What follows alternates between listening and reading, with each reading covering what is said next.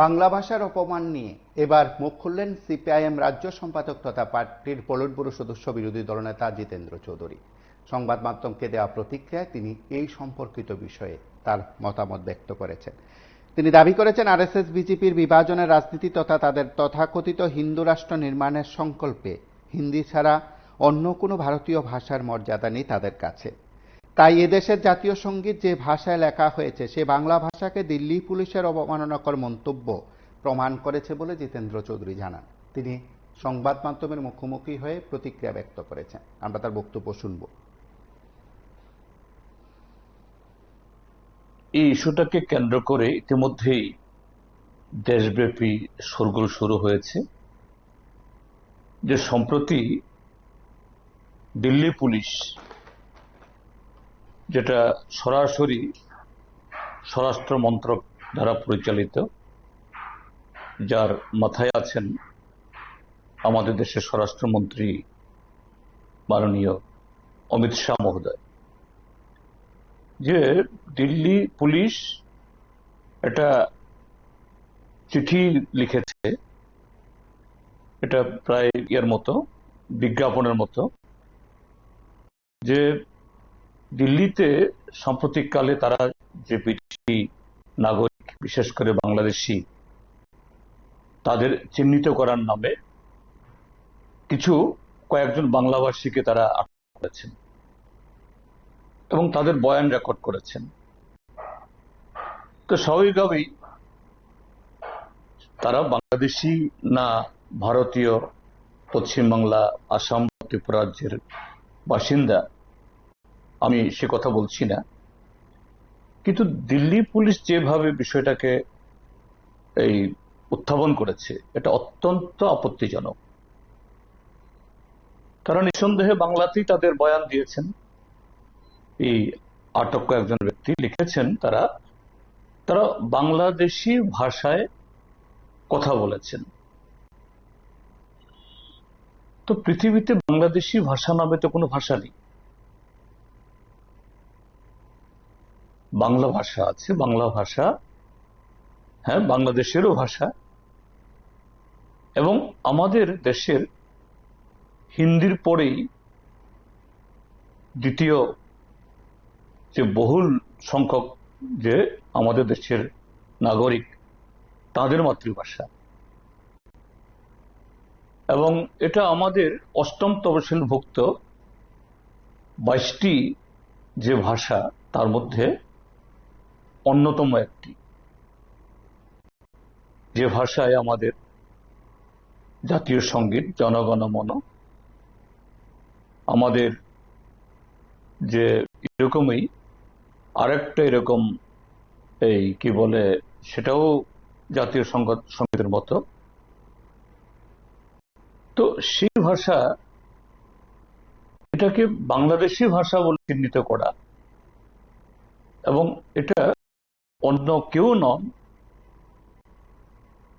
Delhi police দ্বারা, এটা অত্যন্ত আপত্তিকর এবং বাংলা ভাষার প্রতি একটা চরম অবমাননা। আর বাংলা ভাষা যেহেতু অষ্টম তফসিল অন্তর্ভুক্ত সংবিধানের, এটা সংবিধানের প্রতি অবজ্ঞা। আমি এর তীব্র নিন্দা আমি জানাচ্ছি। কিন্তু এই বিষয়টা এর মধ্যে সীমাবদ্ধ না। কেন দিল্লি পুলিশ, এবং সাম্প্রতিককালে শুধু দিল্লি পুলিশ কেন, ভারতীয় জনতা পার্টি এবং তাদের শাসিত কিছু রাজ্যে বাংলা ভাষাভাষী, বাংলা ভাষা নিয়ে তারা এই জাতীয় একটা বিদ্বেষমূলক এরকম নানা ধরনের কার্যকলাপ, পদক্ষেপ তারা নিচ্ছেন। এটা আরএসএস, ভারতীয় জনতা পার্টির যে রাজনৈতিক দর্শন, এবং সেই দর্শন থেকে তারা আমাদের দেশকে হিন্দু রাষ্ট্রে পরিণত করতে চায়। হিন্দু রাষ্ট্র মানে হিন্দুদের রাষ্ট্র না। আমরা দেখছি ভারতবর্ষতে হিন্দু মানে শুধু কোনো একটা বর্ণের নয়, যারা তথাকথিত, যাদেরকে দলিত আখ্যায়িত করা হয়, হরিজন, তফসিলি বলা হয়, তারাও তো হিন্দু। তাহলে সব হিন্দু, আমাদের দেশের সংবিধান অনুযায়ী সব নাগরিকের যেমন সমান অধিকার, সব হিন্দুরও সমান অধিকার থাকবে। তাহলে সব হিন্দুর তাদের মন্দিরে পুজো দেওয়ার, তাদের সর্বত্র ধর্মীয় যে অনুষ্ঠানে অংশগ্রহণ করার সমান সুযোগ থাকবে। এটা তো হচ্ছে না। তো এটাই হলো যে আরএসএস বিজেপির হিন্দু রাষ্ট্র, অর্থাৎ এতে হিন্দু ধর্ম, যারা আমাদের দেশের এই মহন্ত বা এরকম যারা হিন্দু ধর্ম সম্পর্কে প্রচার করেছেন, স্বামী বিবেকানন্দ, সেই আইডিয়ার সাথে, সেই ভাবনার সাথে, সেই আবেদনের সাথে আরএসএস এবং বিজেপির হিন্দু রাজত্বের বা এই হিন্দু সাম্রাজ্যের কোনো সম্পর্ক নেই। এবং তারা বলতে চাইছেন হিন্দু, হিন্দি, হিন্দুস্থান, ভারতবর্ষে তথাকথিত তাদের সে কতিপয় হিন্দুরা যারা হিন্দু শাস্ত্রের সাথে কোনো এবং তারা যে ভাষায় কথা বলেন হিন্দি, তারাই এই দেশে রাজত্ব করবেন, অন্য রাজ্যের সে অধিকার নেই। হিন্দু, হিন্দি, হিন্দুস্থান, এইভাবেই এই দেশটাকে তারা ভাগ করতে চাইছে। এখন সে আক্রমণটা বাংলা ভাষাভাষীর উপরে নেমে আসছে। এখন এই যে এই ঘটনাগুলি চলছে, তার যে বহুমুখী আগামী দিন এই ঘোরতর সমস্যা তৈরি করবে, আমি দু চারটা উদাহরণ আমি দিচ্ছি। উত্তর ভারতে আমিও সাংসদ হিসাবে, পার্টির এই কর্মী হিসাবে দিল্লিতে থাকার এবং উত্তর ভারতে বিভিন্ন জায়গাতে ভ্রমণ করার সুযোগ আমার হয়েছে। বিভিন্ন সময়েতে কি অভিজ্ঞতা আমাদের হয়েছে, এমনকি এয়ারপোর্টে এই জাতীয় যে পরিবেশের এই ক্রীড়নক, তারাও সিআইএসএফ, সিআরপিএফ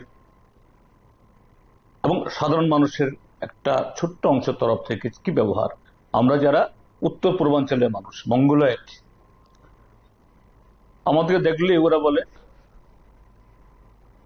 বাহাদুর, আপ কাহা সে আয়া, নেপাল সে আয়া। আমাদেরকে ব্যঙ্গ করা হয় চিঙ্কি, এই উত্তর পূর্বাঞ্চলের লোকদেরকে। এবং এটা সেই মানসিকতা যে হিন্দু, হিন্দি, হিন্দুস্তান, অর্থাৎ আমরা যারা মঙ্গোলয়েড, আমরা যেন ভারতীয় না। কাজে আমাদের সংস্কৃতি স্বাভাবিকভাবেই এ সম্পর্কে তারা অপরিচিত, এটাকে তারা ঠিক সেরকম ভাবে সম্মান দেন না। এক। দ্বিতীয়, এখন যে ধরনের মোভ চলছে এই ভারতীয় জনতা পার্টির শাসিত রাজ্য এবং আমাদের রাজধানী দিল্লি, এসব জায়গাগুলোতে, তো ত্রিপুরাজ্যে যারা বাঙালি, বাংলা ভাষাভাষী, যারা ত্রিপুরাজ্য থেকে বহু ছাত্রছাত্রী বিভিন্ন বিশ্ববিদ্যালয়, কলেজে পড়েন, উত্তর ভারতে চিকিৎসা এবং কাজের জন্য যান, তো তারাও সবাই পশ্চিমবাংলার মতো, অর্থাৎ যেটাকে বলা হয় কেলু বা বিশুদ্ধ বাংলায় কথা বলেন না। ত্রিপুরাজ্য যারা এখানকার স্থায়ী বাসিন্দা, নাগরিক, এখানে অবিভক্ত পূর্ব পাকিস্তান, সেখানকার বিভিন্ন অঞ্চলের অ্যাকসেন্ট, তার এই ভাষাভাষীর লোক এখানে আসছেন, কাজে তাদের ভাষাতেও সে টান আসে। যেমন আমি বাঙালি না হলেও আমি দক্ষিণ ত্রিপুরা থেকে এসেছি। দক্ষিণ ত্রিপুরাতে আমার বাড়ি যে এলাকাতে, সেখানে নোয়াখালী অঞ্চলের লোকই বেশি, কিন্তু আমার ভাষাতে নোয়াখালী টান থাকে।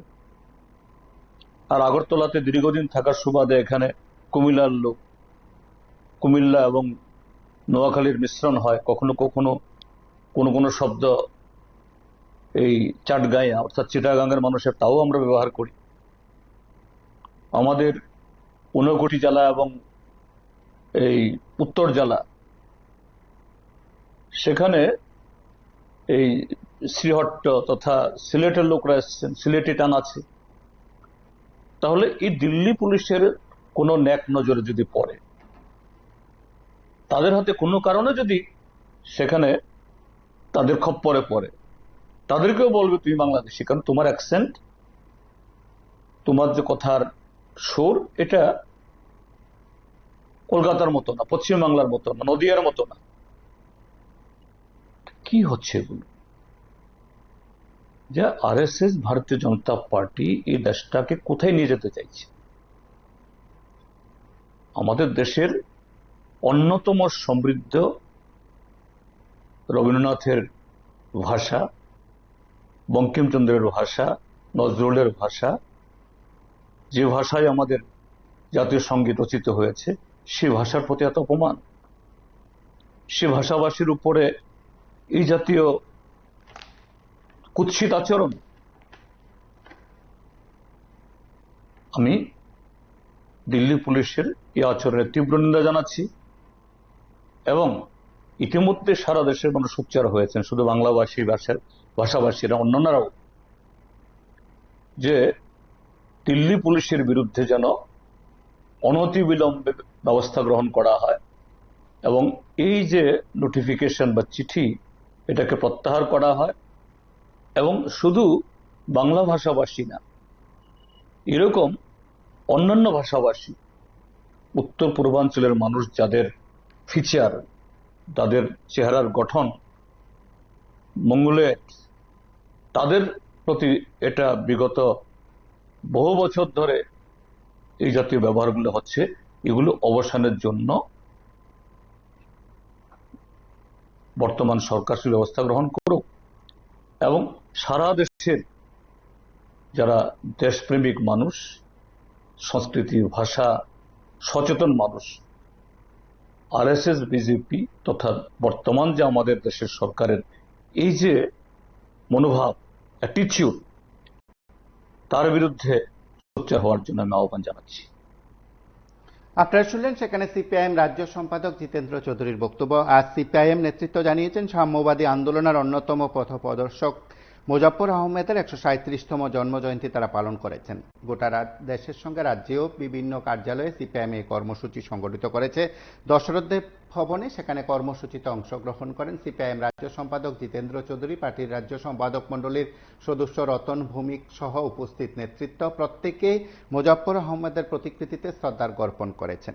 এই পর্বে সংবাদ মাধ্যমের মুখোমুখি হয়ে প্রতিক্রিয়া ব্যক্ত করেছেন জিতেন্দ্র চৌধুরী। তিনি এসআইআর সহ নানা বিষয়ে কথা বলেছেন। দিল্লিতে যাওয়ার পর কেন্দ্রীয় স্বরাষ্ট্রমন্ত্রী অমিত শাহর সঙ্গে তিপ্রামথার প্রতিনিধির সাক্ষাৎ, সামগ্রিক বিষয়গুলো নিয়ে প্রতিক্রিয়া ব্যক্ত করেন। কি বলছেন তিনি, আমরা একবার শুনব। সিপিআইএম কতটুকু শক্তিশালী আছে, এটা দিল্লি থেকে কার সাথে দেখা করলো, 14 দিন সেখানে মাটি কামড়ে বসে থেকে সেখানে কে গিয়ে এক কাপ চা খাওয়ার সুযোগ পেল, এগুলো দিয়ে কোন রাজনৈতিক দলের শক্তির বিচার হয়? শক্তির বিচার হয় ময়দানে, জনগণের মধ্যে, তার গ্রহণযোগ্যতার মধ্যে। আজকে যে সিপিএম এর শক্তি, এটা আমি পরোক্ষভাবে বলব, এই যে গতকালও আগরতলায় ফিরে এসে প্রদ্যুৎ মানিক বাহাদুর একটা বয়ান দিয়েছে, সেটা কি, ভিলেজ কমিটি নির্বাচন যদি সহসায় না করে তাহলে তিনি সুপ্রিম কোর্টে যাবেন। তুমি তার সাথে ঘর করছ, এক থালে খাচ্ছ, এক বিছানায় ঘুমাচ্ছ, আর এখানে সে বিছনা ত্যাগ করতে পারছ না, সে সেই থালা থেকে খাবার তুমি ভাগনা বসালে তোমার পেট ভরছে না, আর দিল্লিতে গিয়ে সুপ্রিম কোর্টে করবে। এটা কাকে তারা এই ধোঁকা দিচ্ছে, কাকে তারা বোকা বাড়াচ্ছে? তো এখানেই সিপিআইএম এর শক্তি, যে সিপিআইএম যে কথাটা বলছে, ভারতীয় জনতা পার্টি একটা সাম্প্রদায়িক দল, বিভাজন রাজনীতি ছাড়া তাদের কোনো রাজনীতি নেই। এরা শুধু যে ত্রিপুরাজ্যের ট্রাইবেল জনগণের ভাষা, সংস্কৃতি, জমির অধিকার, স্বামীর অধিকারকে তারা অস্বীকার করছে না। এখন ভারতবর্ষের অন্যতম যে অগ্রসরতম জাতিদের মধ্যে অন্যতম বাংলা ভাষাভাষী, যে ভাষায় আমাদের জাতীয় সঙ্গীত আমরা গাই 144 কোটি মানুষ, সেই বাংলা ভাষাকে বলছে বাংলাদেশিদের ভাষা। তাদের আইটি সেলের প্রধান অমিত মালবিয়া বলছে বেঙ্গলি ল্যাঙ্গুয়েজ নামে কোনো ল্যাঙ্গুয়েজই নেই। তো সেই আরএসএস বিজেপি তার সাথে সখ্যতা করতে গেছেন আমাদের ত্রিপুরাজের ত্রিপুরা মথা। তার মানেটা কি? এখানে ত্রিপুরাজ্যের এই এডিসি বা ট্রাইবেল নন ট্রাইবেল কোন অংশে জনগণের কোনো কল্যাণ বিজেপি করতে পারে না। তো এই জায়গাতেই সিপিআইএম এর বক্তব্য, গণমুক্তি পরিষদের বক্তব্য ক্রমশ ত্রিপুরাজ্যের জনগণের কাছে আরো উজ্জ্বল হয়ে উঠছে। আর এখান থেকে কিভাবে নিজেদেরকে তারা সুরক্ষিত রাখবে তার জন্য বাইরে ঝগড়া দেখাচ্ছে, কোথাও কোথাও সমর্থকদের মধ্যে মারামারিও হয়, রক্তারক্তিও হয়, কিন্তু একজনের বিছনা একজন ছাড়তে পারছে না। এটাই হলো যে সিপিএমকে ভয়। অর্থাৎ সিপিআইএম ক্রমশ আজকে সারা ত্রিপুরাজ্যের মধ্যে, সাময়িকের জন্য আমরা বিচ্ছিন্ন হয়ে গেছিলাম, মানুষ ভুল বুঝেছিল, এখন ফিরে আসছি আমরা, এবং আগামী দিন লাল ঝান্ডাই এই ত্রিপুরাজ্যের মধ্যে রাজত্ব করবে, এর সম্পর্কে কোনো সন্দেহ নেই। আর এটা আরেক চক্রান্ত। ভারতের নির্বাচন কমিশনের চলমান যে নীতি অনুযায়ী বছরে 4 বার যে intensive review of electoral role, IRE, এটা 4 বার হয়ে থাকে। তো কোন লোকের নাম বাদ যাওয়ার সেরকম কোন আশঙ্কা কারণ থাকতেই পারে না, এটা সিস্টেমেটিক হয়। কিন্তু সেই জায়গাতে একটা রাজ্যে নির্বাচন হবে বলে সেখানে এই SIR নামে 65 লক্ষ ভোটারের নাম বাদ দিয়ে এখন বলছে অন্য যে সকল রাজ্য হবে সেখানেও হবে। কারণটা কি? ভারতীয় জনতা পার্টি মাটি পরীক্ষা করে দেখেছে যে তাদের আগামী দিনগুলোতে ভারতবর্ষের সবকটা রাজ্য থেকে বিদায় অনিবার্য। কাজেই বিগত দিনগুলোতে যেরকম ভাবে সাংবিধানিক সংস্থাগুলোকে কাজে লাগিয়ে অন্যায়ভাবে পেছনে দরজা দিয়ে ক্ষমতা দখল করেছে, বিহারেও এরকম একটা অপচেষ্টা তারা করছে। আর ত্রিপুরা মথাকে দিয়ে সেই ভূতাস্ত্র এখানে প্রয়োগ করে এই ত্রিপুরাজ্যের মধ্যে দুই সম্প্রদায়ের মধ্যে বিভাজন তৈরি করার চেষ্টা করছে। এতে হ্যাঁ, ত্রিপুরাজ্যে বিদেশি অনুপ্রবেশ আছে, ইলিগাল মাইগ্রেন্ট আছে, কেউ স্বীকার করে না। কার কারণে আসছে এগুলো? তার জন্য সবচেয়ে বড় দায়ী অমিত শাহ, তার স্বরাষ্ট্র মন্ত্রক। ত্রিপুরাজ্যের চারিদিকে হাজার হাজার কোটি টাকা দিয়ে কাটা তার বেড়া দেওয়ার পরও 12-13 ব্যাটালিয়ন BSF থাকার পরও কি করে অনুপ্রবেশ হয়? আর সে অনুপ্রবেশ ঘটানোর জন্যই তো বিজেপি সিটিজেনশিপ অ্যামেন্ডমেন্ট অ্যাক্ট এনেছে, অবৈধ লোকদেরকে বৈধ করার জন্য। আর সেই অমিত শাহ এই অবৈধ নাগরিকদের চিহ্নিত করার দায়িত্ব তার মন্ত্রক, তার কাছে কিছু না বলে নির্বাচন কমিশন, তাদের তো এই কাজটা তাদের এখতিয়ারের মধ্যেই পড়ে না। সংবিধান তাদেরকে এই দায়িত্ব দেয়নি শুধু টুপি পরানোর জন্য। ত্রিপুরা রাজ্যের মধ্যে ত্রিপুরা ল্যান্ড হয়নি, গ্রেটার ত্রিপুরা ল্যান্ড হয়নি, one last fight no compromise ইত্যাদি বলার পরও এটাও বিজেপির যোগ সাজসে ত্রিপুরা মথার ত্রিপুরা যে জনগণকে ধোঁকা দেওয়ার জন্য আর একটা খেলা, এছাড়া অন্য কিছুই না। আপনারা শুনলেন সেখানে সিপিআইএম রাজ্য সম্পাদকের প্রতিক্রিয়া। আজকের কর্মসূচির প্রেক্ষাপটে মুজফফর আহমদের প্রতি শ্রদ্ধার জ্ঞাপন করে প্রতিক্রিয়া ব্যক্ত করেছিলেন তিনি। আজকের কর্মসূচিতে তিনি কি বলছেন আমরা শুনব। আগস্ট, আজকের এই দিনে 1889 খ্রিস্টাব্দে কমরেড মুজফফর আহমেদ, যিনি কাকাবাবু নামে শুধু বামপন্থী আন্দোলনের যারা যুক্ত আছেন তারা না, যে সারা বাংলাতে এবং আমাদের দেশের এই পূর্বাঞ্চলেও অতি পরিচিত।